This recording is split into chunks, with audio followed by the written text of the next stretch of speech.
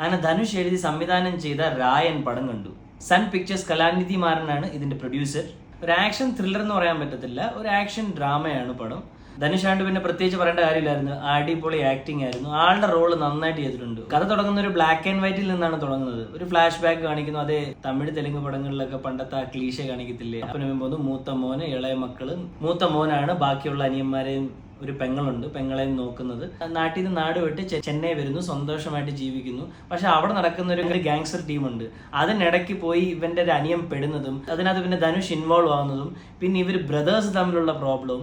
AR റഹ്മാന്റെ music കൂടെ ആയപ്പോഴത്തേക്ക് അടിപൊളിയായിരുന്നു. Background സ്കോറും super. കാസ്റ്റിനെ കുറിച്ച് പറയുകയാണെങ്കിൽ ഒരു ലോഡ് കാസ്റ്റ് ഉണ്ട്. SJ സൂര്യക്ക് ഈ റോളൊക്കെ എന്ന് പറഞ്ഞാൽ സൂപ്പർ അടിപൊളിയായിട്ട് ചെയ്തിട്ടുണ്ട്. കഥയെ നേരെ ലീഡ് ചെയ്ത് കഥയെ ഡൈവേർട്ട് ചെയ്യുന്നത് പ്രകാശ് രാജായിട്ടാണ് കാണിക്കുന്നത്. പ്രകാശ് രാജ് കമ്മീഷണറായിട്ടാണ്.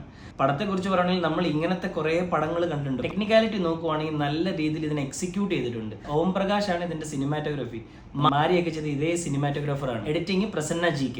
ധനുഷിന് 2 അനിയന്മാരും ഒരു അനിയത്തിയാണ്. അനിയത്തി ഒരു നോർമൽ ക്യാരക്ടറായിട്ടാണ് ആദ്യം കാണിക്കുന്നത്. ഒരു PUBG കളിച്ച് ഇങ്ങനെ നടക്കുന്ന ഒരു പെങ്കൊച്ചായിട്ടാണ് കാണിക്കുന്നത്. ധനുഷിന്റെ അനിയത്തിയായിട്ട് അഭിനയിച്ചിരിക്കുന്നത് തുഷാര വിജയൻ. സെക്കൻഡ് ഹാഫിലോട്ട് വരുമ്പോഴത്തേക്ക് ദുർഗ എന്നാണ് അവളുടെ പേര്. ദുർഗയായിട്ട് തന്നെ മാറുന്ന ഒരു സീനുണ്ട്. പിന്നെ 2 അനിയന്മാരായിട്ട് അഭിനയിച്ചത് സുന്ദീപ് കിഷൻ, പിന്നെ നമ്മുടെ കാളിദാസിന്റെ ആക്ടിംഗ് ഒക്കെ വളരെ ഇമ്പ്രൂവ് ആയിട്ടുണ്ട്. നല്ല പെർഫോമൻസ് ആയിരുന്നു. സെൽവരാഘവൻ ഉണ്ട് ഇതിനകത്ത്. സെൽവരാഘവനും വേറെ ലെവലായിട്ടാണ് അഭിനയിച്ചിരിക്കുന്നത്. നല്ല കിടില ആക്ടിംഗ് ആണ് സെൽവരാഘവന്റെ. സുന്ദീപ് കിഷന്റെ ഗേൾഫ്രണ്ട് ആയിട്ട് കാണിക്കുന്നത് അപർണ ബാലമുരളിയാണ്. അപർണ കണ്ടു കഴിഞ്ഞാൽ 2 പെറ്റ് തള്ളയെന്ന് പറയും. പക്ഷെ അപാര ആക്ടിങ്, ഫാബുലസ്. അപർണയ്ക്ക് തമിഴ് നന്നായിട്ട് ഹാൻഡിൽ ചെയ്യാൻ പറ്റുന്നുണ്ട്. പ്ലസ് ആ ഒരു ഇമോഷനും ആ ഫീലിംഗ്സ്. പടം തിയേറ്ററിൽ പോയി കാണാൻ തിയേറ്റർ എക്സ്പീരിയൻസ് ആണ്. ബാക്ക്ഗ്രൗണ്ട് സ്കോർ ആണെങ്കിലും ആക്ഷൻ ആണെങ്കിലും എല്ലാം കൂടെ ധനുഷ് നല്ല രീതിയിൽ ഒപ്പിച്ച് ഒരു പടം ഇറക്കിയിട്ടുണ്ട്. കണ്ടുകൊണ്ടിരിക്കാം. പടത്തിന് 5-ൽ ഒരു 3 കൊടുക്കാം. അപ്പോൾ അടുത്ത റിവ്യൂ ആയിട്ട് വരുന്നവരെ ടേക്ക് കെയർ, ബൈ.